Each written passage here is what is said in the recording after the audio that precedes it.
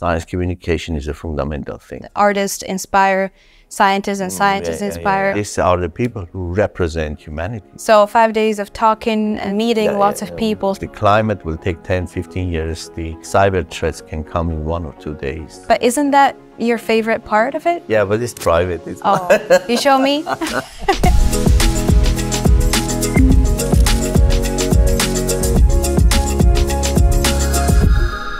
Welcome to Unlock 403, ESET Cybersecurity Podcast. My name is Bex and I'll be your host. Today is a slightly different episode as we'll be covering cybersecurity, but we'll also be talking about science, which is something that ESET has been a proud supporter of for many, many years. In May in Bratislava, Slovakia, there will be a very, very special event happening called STARMUS, which brings together artists and scientists from all over the world. And the man who made it possible, Garrick Israelian, is with me here today in the studio. Very glad to talk to you. How are you feeling today? very well. Good. You look very well, so. So just to get us started, tell us about you and how did STARMUS happen? Where did the idea originate from? Yeah, the idea of STARMUS originated from my long conversations with Dr. Brian May from Queen. We met in '98, many years ago. And then in the beginning, we were only talking about astronomy and music. So, and we met actually because we had an idea about sci-fi film to write the treatment for it. Oh, wow. You should do that. I'd watch it. And then he was excited and I was excited. But then the film never happened for many reasons. Well, still time. It's very naive.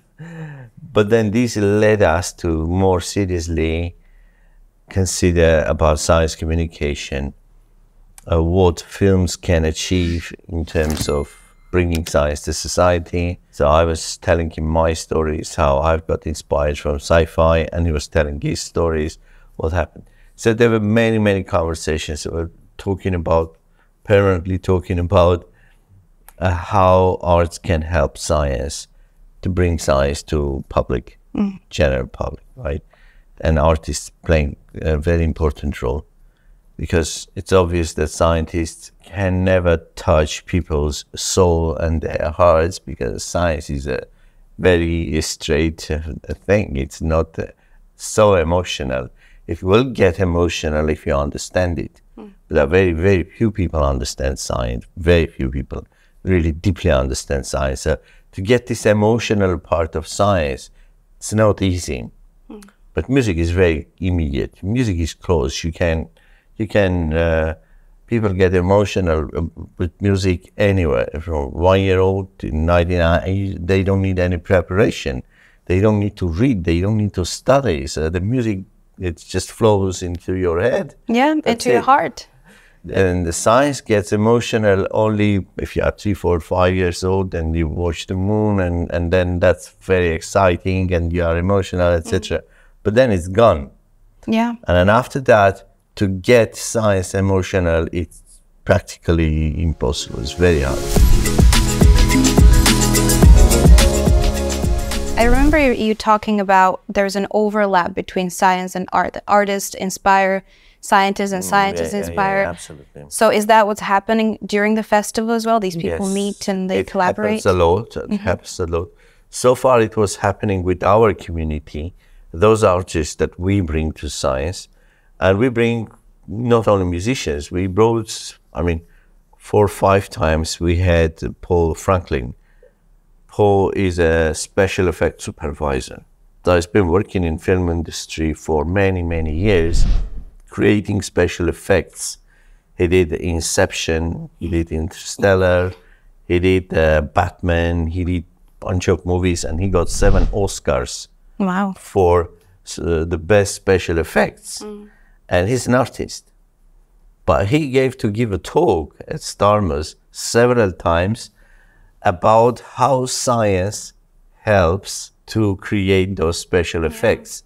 And why do we need science? Why they have to know science to do it? Because you don't do it based on your artistic experience. They say, this will look nice, this will look cool, etc., etc. You want to have science behind that, because you don't want to show people something which is completely nonsense, but it's impressive. because people was going to ask, is this really what is happening? Is this scientifically true or not? Yeah. And so it's quite an interesting process. So it goes even deeper than we'd realize, and it's everywhere around us. Absolutely, it goes even deeper. It goes even deeper, and the same with musicians. In fact, the synthesizers are pure science technology instruments. Those sounds do not exist in nature.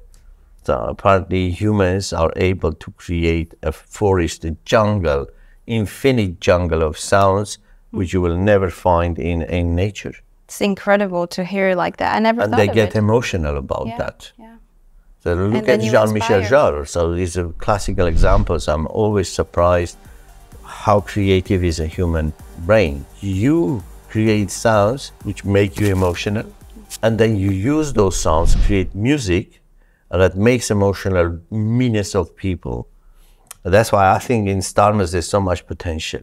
Oh, absolutely. If you explore this and you go into all these directions, it's much, much more than people expect from standard schools with these 2,000 years old book reading. And So you said at the beginning that the Starmus Festival came to fruition, to being with you and Sir Brian May. Yeah. And I remember him recently saying that you are the father and he's the uncle. So how does that dynamic work? That's because Brian is very modest. So every time you tell him, Brian, then no, I was just helping. Yeah, but he is a super modest person. Yeah. Is one of the most modest person I ever met in my life. Is Brian. And he is actually the connection of science and music. Absolutely. So that's I the did epitome. music a lot. I myself did a lot of music. Wow. Yeah. I had my band at university. Okay. Wow. I did lots of electronic music. Do you have any recordings or? Yeah, but it's private. You show me? You show me, not them, but me? Yeah, one day. Okay, good. One day. I remember we had a previous conversation last year, and you said that one of the main missions of Starmus was to inspire people. Exactly, it's the main it's the main goal of science, of Starmus, right? And it's not easy to do, but we think that the tools that we have make things easier and then bring us one step close to this main goal. I mean, the idea was to have a platform environment where it's a very creative atmosphere. The atmosphere is such that when you come here, you don't go like a music festival where you have your favorite bands performing. Is a music festival. You got to enjoy, entertain, relax. Yes. That's clear. Yeah. You go to sports events, it's entertainment. You are interested. You see who's going to win, who's going to lose, etc. Professional science conference is a completely different thing. It's for professional scientists. It's to go and to do your research and brainstorm, etc. But when you have an event where you have top scientists in the world for public, in easy way, explain where the science is, why it is interesting, what is happening, what do we know, what we do not know. And they do it for students, for general public, is a completely different story. And then you suddenly realize how large is the universe, how many things with me. You have neuroscientists, you have experts in AI, climate change, you have biochemists. Now cybersecurity. Cybersecurity, exactly, cybersecurity. So they all tell what is interesting, what is happening in the world. Yeah. It's much more interesting. So I always compare, I said, look, if you compare this with Davos, Davos is a complete mess, and it's full of pessimism. We don't know how to solve it. Tomorrow will be this, and next day will be disaster. Or the prime ministers go and ask money. The banks come in and they want to exchange. And the war is led, etc. And at the end of the day, they take these nice big photos with all the politicians together, smiling. And then a few years later, half of these people are in jail because of corruption scandals, and the other half are expelled, and then you get this image from mainstream media that these people lead the world. Yeah. And the whole media, the world media is there to say every single stupid thing you can hear from them and spread these stupid messages to the world that this politician, this head of a country said that, and the other head of the country said this. As I understand, why this world media doesn't go to Starmus and say what the most intelligent people think? Why the same media is not going to an event like that to say every day what these 10 Nobel laureates say about science, about the world? Why are they going to Jane Goodall and there is why Jean-Michel Jarre? These are the people who represent humanity. Yeah. Because they create values which will stay with humanity forever. None of them will go to jail.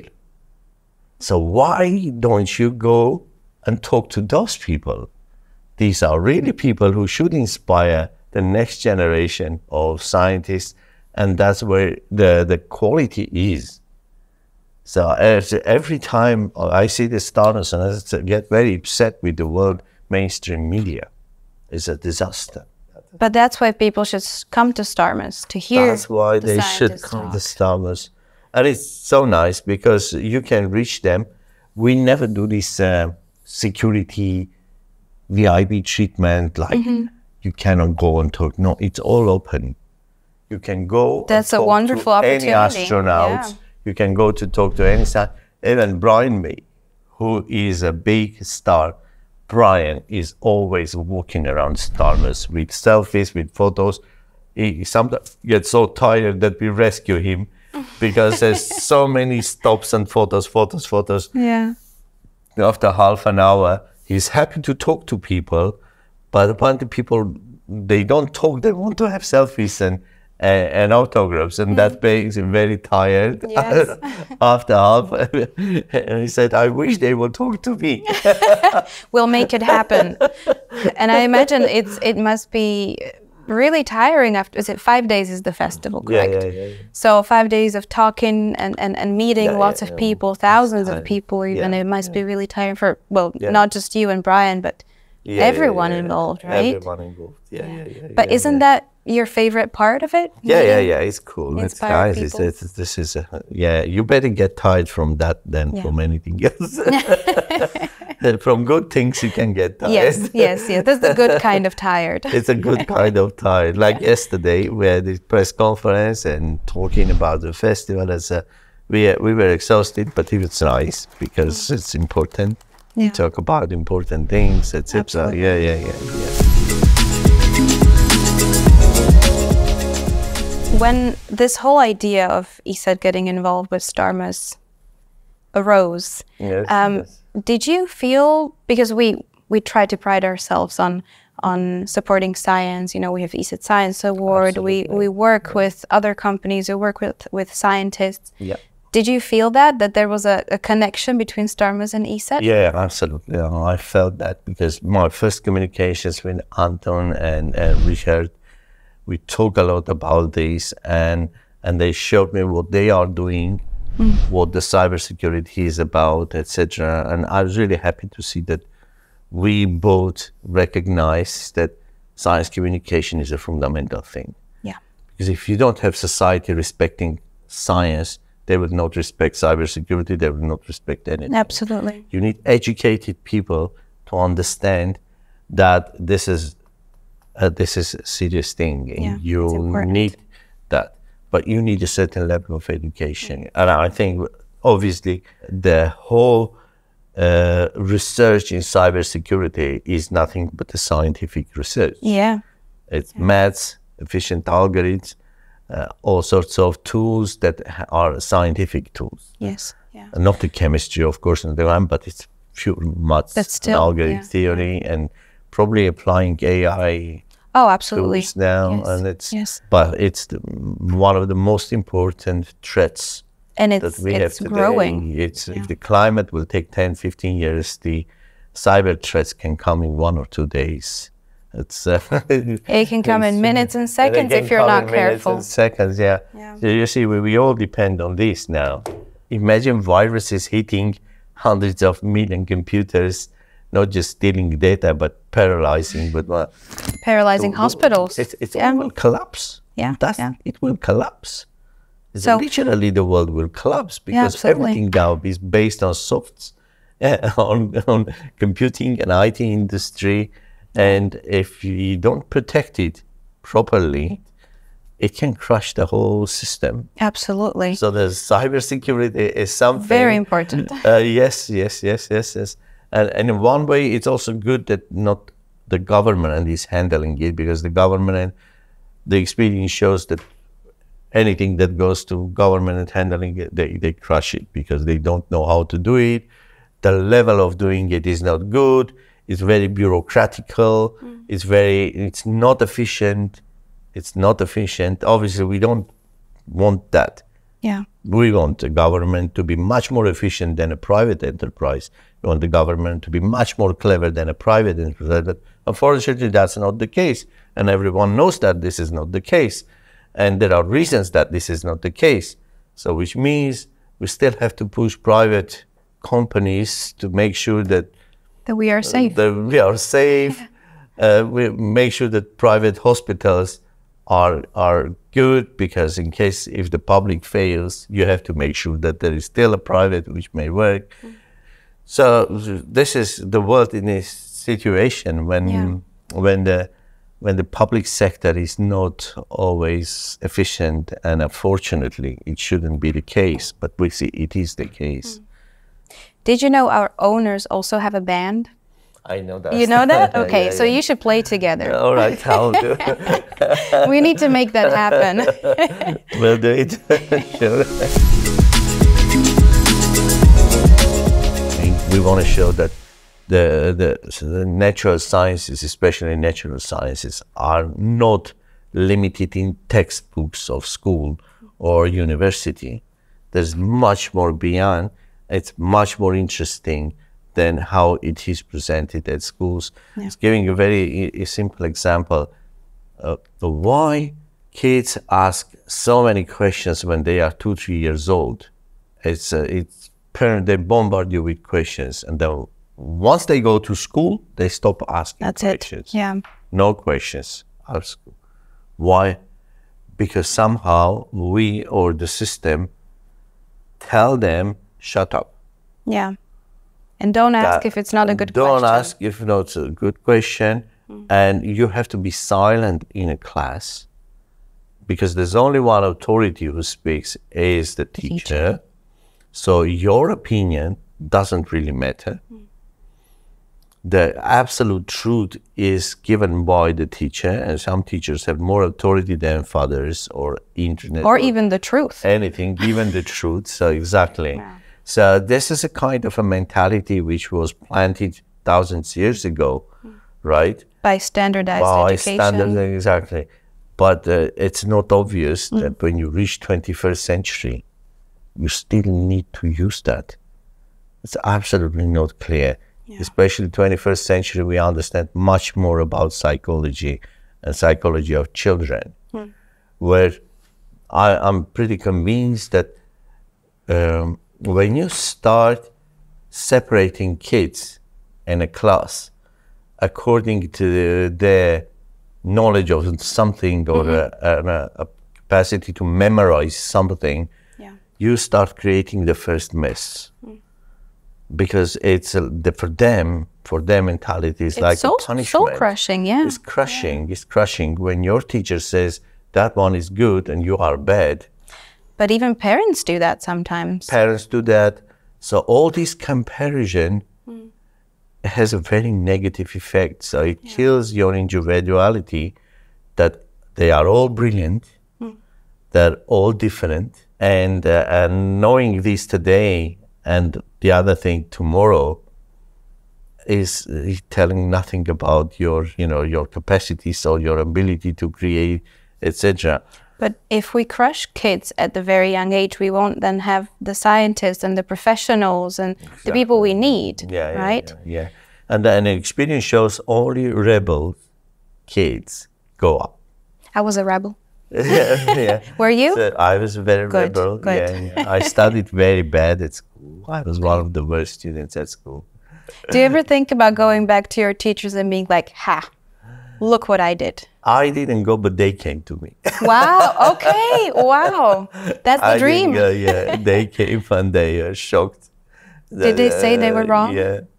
Yeah, they were. They actually were very surprised at how I could go to science, especially physics. Yeah. You know, being such a bad student as well. That's very simple. You don't create an interest. You don't create interest. Your classes are not interesting. Yeah. The way you present, the way you sell your subject is horrible.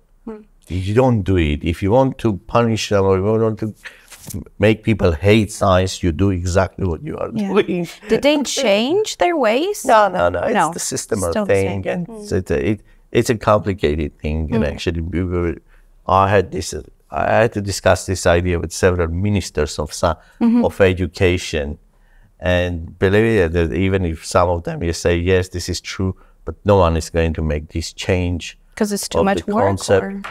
It's too much work, and they are lost. They don't know how to start, from where to start, where to end, etc.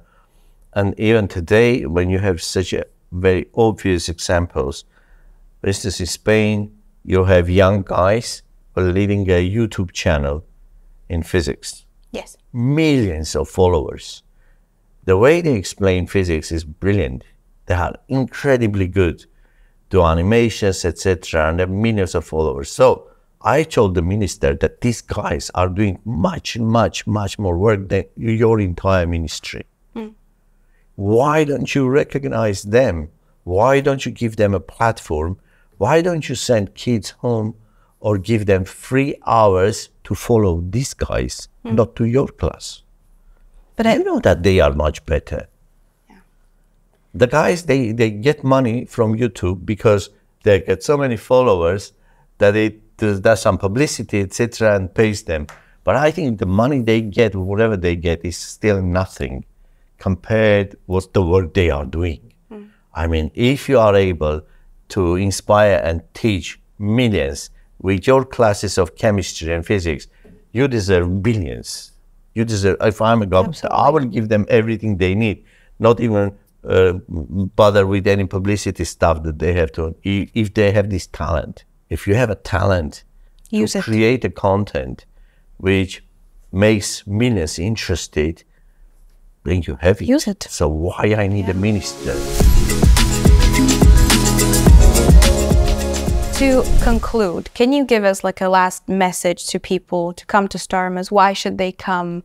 I mean, if this wasn't enough, but like a final word. They should come to STARMAS because they will never be able to see this constellation of brains, interesting people, personalities anywhere else in the world. And they will. No, I will be the one to design the best. I'm a chief designer. You're the brain behind it. I'm a chief designer of the festival. This is my job. I design it. And so you will never see people like Jane Goodall joined by Moonwalker, joined by experts on artificial intelligence, with cybersecurity, climate. You will never see this collection of, and also artists giving talks.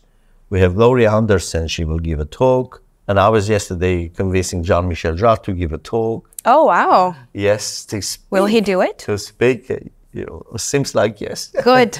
So, and then you have musicians, and we have a panel discussion with this 108 minutes where the founder of Offspring will join, Dexter Holland, and he will join the scientists. So can you imagine the rock star with Nobel laureates and astronauts talking about the future of the planet and what. That is strong. It's very strong. It's very strong. Well, because Dexter is a scientist, he has a scientific background with a PhD and in molecular biology, so it's really cool.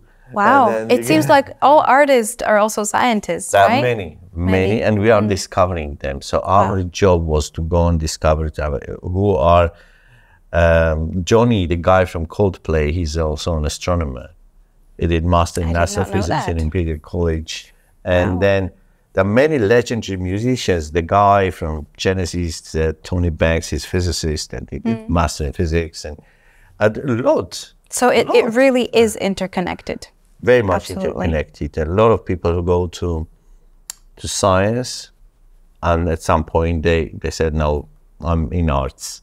I go to the music or writing. Yeah. So when someone is creative, let them be creative. Well, I absolutely loved talking to you. So I have to thank you. And I hope we inspired as many people as we can to come to the festival, to meet not just Garrick, but all the other scientists and artists that will join us. All the stars. All the stars. The Starmus is inspired by stars and music. Absolutely. And the stars of science. And the stars of science, yeah. Yes. Well, stars of music and stars of science. Absolutely. That's a good tagline. Thank you everyone for listening. You can find us on all our channels, social media channels of ESET. Watch out for the festival. Make sure you tune in. Make sure you come if you can in Bratislava, May 12th to 17th. We both hope to see you there and talk to you next time.